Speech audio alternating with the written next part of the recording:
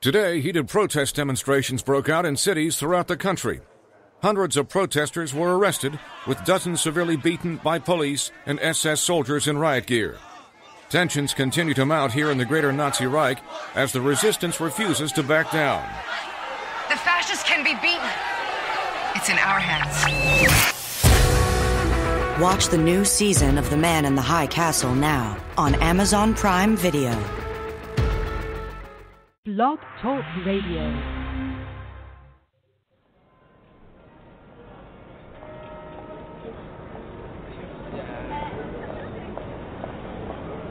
Do you ever stop to wonder if people really knew the truth about what was going on in the world, if they would be any different? Because quite frankly, normal abandoned me a long time ago.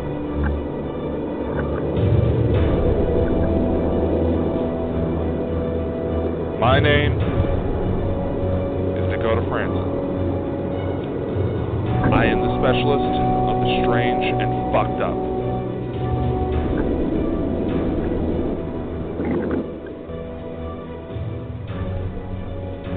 You'll never see the world the same way once you stick with me. Nothing is off limits. And you'll never know what world I'll be coming from for each episode. Listen in. And wait for your world to be changed forever. Hey, everybody, this is Dakota Frandsen welcoming you to my radio show, Specialist of the Strange. My name, you already know that, but guess what? Today, on this very special episode, I am talking about real supernatural tales. I took to social media and I requested that you, the viewers, you fabulous people, you fabulous individuals, come together and share your stories. Or if you have some questions, feel free to ask. I'm more than happy. I love to share and discuss new ideas on this sort of thing.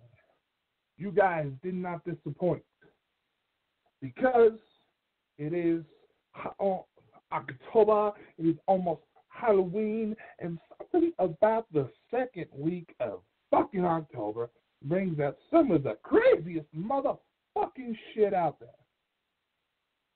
And I also thought because the CW show Supernatural returned for its 14th season, don't give any spoilers, yesterday, the timing couldn't be perfect. The question I get a lot, especially from the Supernatural fandom, is that is any of it real? Oh, guess what? Yeah, it is. This shit is real. It happens a lot more than you would expect. And quite honestly, it's so much fucking weirder. I had some of the questions ready to go, submitted earlier in the week. And I also have a couple stories here that really caught my interest. Some of you did not get the fucking memo. Oh, I got stories on aliens. I got stories on ghosts. I'm sorry. I'm a one-man operation here. If you want to share, share. There's going to be no judgment here. Some of you went ahead and shared your stories. Some of you tried to say that you had so many, and you danced around the subject so much that I can't take your ass seriously. I said it. Oh, sorry. This thing that's fucking back in my throat. All right. So, shall I shut the fuck up and go to the first question? Let's do that. All right, first question I got was from a young lady. And I believe she was about 9, 10 years old. So, and she asked, "Hey, Dakota, how are are ghosts made? Well, that's a hard question to answer. There is this concept called quantum mechanics. And I know you're a fan, young lady, if you're listening in, I know you're a fan of Ant-Man. And this is kind of the stuff this freaky, colorful stuff that they show in Ant-Man and Ant-Man and the Wasp. I am not an endorser of Marvel. I'm just using pop culture, my man. All right. Now, some of the ideas out there are ghosts are made when our spirit leaves the body, but the body is too damaged by how that person unfortunately passed away to go back. Now, can you bring people back from the dead? You can, but there's a lot of factors that go into it. Stuff that you really got to be careful. And I know that scientists are actually trying to experiment with that idea to see if we can use something called stem cells to try to help bring people back from the dead. It's an interesting concept. It's kind of weird. But to answer your question, truth is, nobody really knows how this stuff is possible. It is very weird, and it's kind of hard to get some of the people who have the right tools to possibly look into this to agree to try to research it. But one of the main theories is that the ghost, someone's spirit, is able to go around because of weird things that happen with the quantum world. And if I am confusing you, sweetie, I am sorry, but don't feel bad. Even people many more times smarter than me had no clue how this stuff works. Like somehow the spirit is able to move around. How? We don't know. Maybe they somehow are able to trick the light into acting like some sort of body. There's a lot that needs to be done. There are a few ideas that I'm sure will come to light here in the future. To answer your question quickly, nobody is sure, but the answer is out there, and chances are it's really spooky. I might be able to come back to this on a later question, so please stick around, okay? All right, let's see what we have here. I have the questions all set out on a Google Docs, so I can just go through and read them. Let's see. Another person asked, what happens to make someone believe in ghosts and want to investigate these things? Well, to answer your question, most of the time, people who take this field seriously had experienced something that they were not able to get an answer to. They know they weren't crazy. Well, part of them thinks they're going crazy, but they know they weren't making stuff up. And they just want to know what happened. So they might turn to ghost hunting on the chance that things they maybe read in one of the many, many books or see on the TV shows out there matches up with what they said. I myself got interested after an incident took place at the old Idaho State Penitentiary. I was 10, 11 years old at the time. It was part of a school field trip. We were on a tour. Our tour guide took us through death row. The noose was hanging. And while our group was about to leave, I noticed a man appear on the noose. Naturally, my thought was, oh shit, somebody is trying to hurt themselves. So I was screaming, yo, whoa, hey, somebody's in there, hurry, help him. By the time I look back, the man disappeared. Now, what could have happened? I don't know. Unfortunately, because I was very much one of those kids who liked to prank my classmates, nobody believed me. Until about a few years later, when Travel Channel's Ghost Adventures came by for the first season of their show, captured a shadow object who is believed to be a man by the name of Raymond Snowden, who is considered Idaho's Jack the Ripper, and old photos of him strongly resembled the man I saw. So that's my story. After this, when I was about 14, I started gathering up ghost hunting equipment that I tried to get from using babysitting money, Christmas gifts, and overly generous family offers in order to put my own group together. For most people, that's the same. Now, there's some that think that this is going to be their ticket into fame and fortune and all that. Doesn't exactly go out like that. Now, I myself have been given offers and occasionally am in the talks to do such shows, but if you go into this field expecting that to happen, you're not going to go anywhere. I'll be able to go to that later on. Here's a really good question that I get asked a lot, and I see pop up on social media quite often in some form or another. And this person asks, why does it seem like most ghosts come from the 1800s?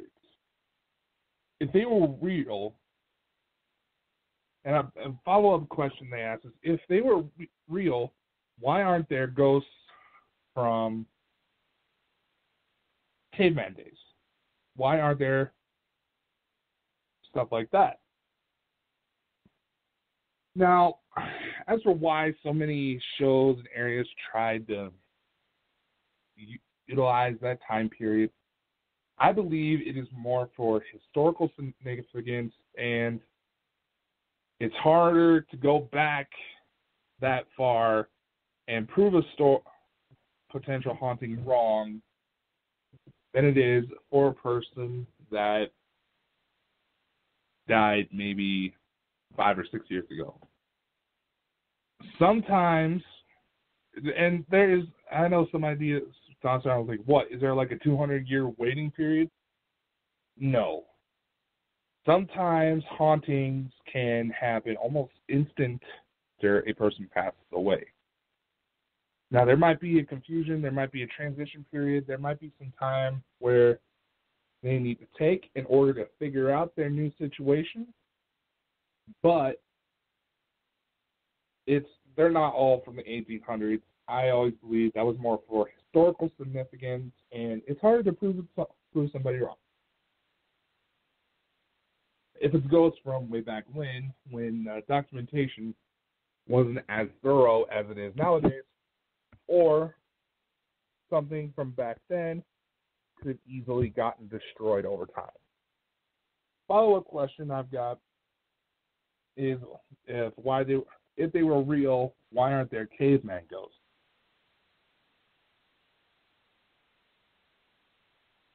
This is a trickier question. It is believed that there's actually a molecule that appears in many plants, many animals, some species of bird, I believe, mostly mammals from what I've read up on. And it's called DMT. I actually have an article written about it. It is listed as a hallucinogen. And the reason why not a lot of research has gone in behind why this appears in our body is because it is also considered illegal. Many Native American tribes would actually extract natural DMT and use it to go on spiritual quests, and is also believed by some to have a link, might actually be a sort of gateway into life after death, or what causes us to believe in life after death. People who have taken these drugs in significant, I mean heavy doses, usually when they come out of it, they claim they encounter elves, fairies, even angels. Now, I know I have friends in law enforcement who watch this show and know I would strongly discourage me to do this, but I am curious to maybe expose myself to the drug in order to see the effects for myself. I am genuinely curious. I don't like to mess with drugs. If I can get away with it, I don't want to live my life on a pill. But this is interesting. And because there's a lot of ethical questions and it's listed as an illegal substance, it makes it very difficult to do official research. Now, I know I do have a lot more questions available, and I know I'm kind of rambling on here, so we might do multiple parts to this show just to try to cover everything. But I do have a story that actually comes from a law enforcement personnel. This comes from a cop and said, hey, I have a story to share. I'm a police officer and had a weird story come out of a car accident a few years ago. The snow was really bad, and I had to respond to a car versus snowplow in a small town. Basically, the weather conditions were really bad. The car had hit a patch of ice and slid into the plow. It was a rather nasty scene, but essentially it was found to be nobody's fault. A couple weeks after the crash, the driver of the plow tracked me down and wanted to ask if I had seen a certain guy at the scene. I asked him to describe the guy he was wondering about, and he gave the description.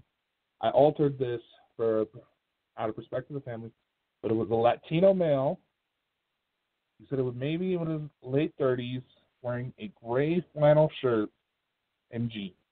The look on my face must have given it away. Apparently, while at the scene, the snowplow driver got out of his rig in order to check on the guys that hit him, and saw this guy that he described crawl out of the car and told him to help his friend. He went to look inside the car. He saw that his friend wasn't doing so good. Then he looked back to ask the guy if he sure it was all right. But the guy he described disappeared. He was gone.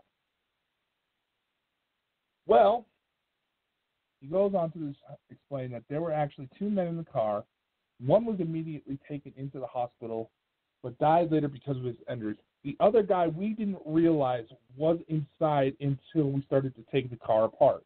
He was a Latino male in his late 30s, wearing what remained of a gray flannel shirt and jeans.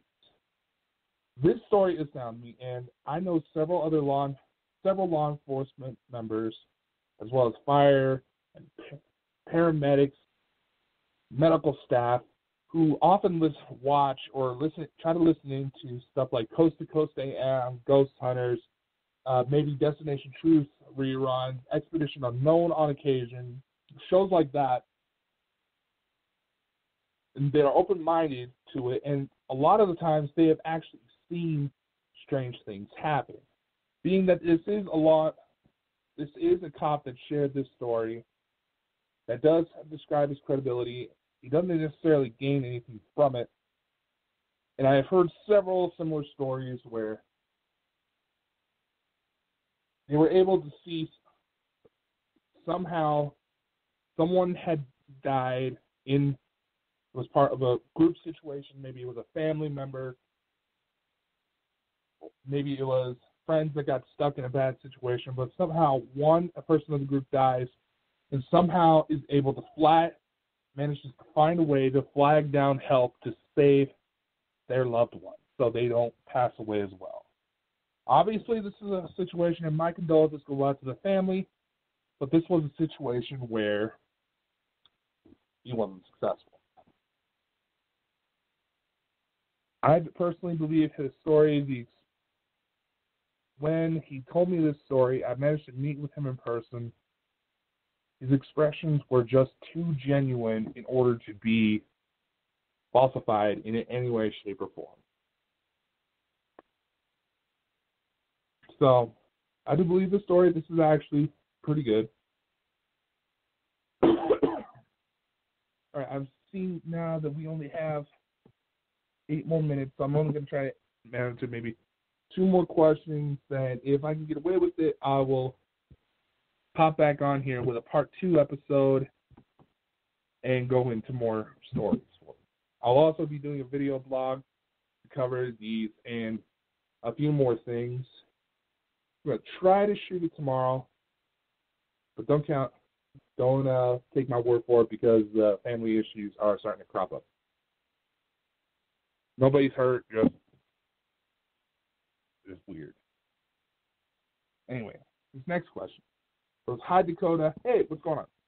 I read a story on Coast to Coast about 3 young ladies who went on a hike and said they might have encountered an angel. What are your thoughts on this? If I'm not mistaken, I actually saw this article myself. Do I believe these young ladies? No. The reason why I say this is because allegedly there was a letter left behind by a man they had seen in a white robe and long brown hair, essentially resembling the common depiction of Christ. It said they found a letter in an envelope from this man saying this mountain was very special. It was where he came to pray to the Lord, and there were several $100s in that envelope. If this was really an angel, and none of these ladies indicated that they had been having financial issues, if there was an angel, normally they would not intervene in getting a person's financial assistance in any way, shape, or form unless that money was going to be put towards charitable causes or potentially saving someone, like they needed money for medical bills. Do I believe the story? No. It's an interesting thought, but I don't see it. It's one I'm skeptical on. Next question. Did you really spot baby Nessies at Loch Ness? I don't know what the fuck I saw. For those of you who may not know, I was back in March. I was on vacation with some friends of mine, and the reason why I went on this trip in the first place, when I found out that we were going to be visiting the Scottish Highlands, we were going to be visiting Loch Ness. It was always my dream to check out Loch Ness, to see Nessie with my own eyes. When I was there, not only did I potentially see Nessie, but I saw what looked like baby, what looked like juvenile specimens. Being that Nessie sightings date back to the 6th century, it makes sense that there's more than one. And while I was looking up this article so I can send the link to someone I'm in the talks to for a project, I noticed that another article from the same news source that wrote about it, me in the first place, mentioned that showed that a photo was taken of what looked like a dinosaur, a long-necked brontosaurus. It looked like a baby from the size of it. But the neck shape was similar to how Nessie sightings are spotted. And some of the sightings of Nessie indicate she might be able to come out of the water. So, this is interesting. I'm going to keep an eye on this because it indicates that maybe. And there are stories of dinosaur-like creatures still walking the earth. And I don't want to completely throw it out, because you never know. There might be animals out there who are genetically similar to the common depictions of dinosaurs that are out there. You never really know. So did I really spot them? I'm not sure. I know I spotted something. They were big, and it looked a lot like people are claiming is a Loch Ness monster. I'm going to go into one more episode real quick before I cut off, and we start. I mean, not one more episode. One more question real quick before I cut off, and I go into a quickly start up part 2 of this broadcast. There are so many good questions that I got that I need to do multiple parts on this. So here's one more question, real quick. Would you ever consider doing a TV show about the paranormal? Yes, if I was given the opportunity. I know I said I was kind of kiboshing people who wanted to do it, but personally, I've always been interested in storytelling. I've always had the personal belief that if you can go through life and have stories to tell at the end of the day, you lived a good life. And if I was given an offer to do a TV show, I would be more than happy to accept. Because it will be not only an opportunity for myself to get access to some tools that I've always wanted to play with, but be able to tell this story further on. Now, if you've been listening in, don't go away. I'm going to be shooting part 2. We're going to be launching part 2 very soon, all right? Just give me a couple minutes to put everything together. Oh, wait. Looks like we have 2 more minutes. So I'm going to go. We'll see if we can go. No. Let's not do that. Let's cut it off here. Stick around. We're going to be doing another episode here. We're going to be doing part 2 very soon. Just give me a couple minutes to launch, okay? I'll see you in a couple minutes. Stick around. Don't you dare go anywhere. And if you're listening to the recordings of this episode, be sure to check back on whatever services. Hopefully, everything syncs through to where all the content I present is readily available. So, stick around. And if you're listening to the recordings, here, you can go ahead and jump to part 2. I will try to get everything set up to where it automatically flows, but sometimes it doesn't always work out. So, stick around if you're listening in, or if you're not, if you're watching the recordings, be sure to check out part 2 of this episode. We got a lot more good questions to go through, and we have a few more good stories to tell.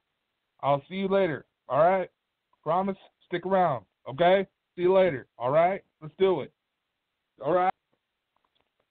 Hi, it's Jamie, Progressive's Employee of the Month, 2 months in a row. Leave a message at the... Hi, Jamie. It's me, Jamie. I just had a new idea for our song about the Name Your Price tool. So when it's like, tell us what you want to pay, hey, hey, hey, and the trombone goes, blah, blah, blah, and you say, we'll help you find coverage options to fit your budget. Then we just all do finger snaps while a choir goes, savings coming at ya, savings coming at ya. Yes? No? Maybe? Anyway, see you practice tonight. I got new lyrics for the rap break. Progressive Casualty Insurance Company and Affiliates. Price and coverage match limited by state law.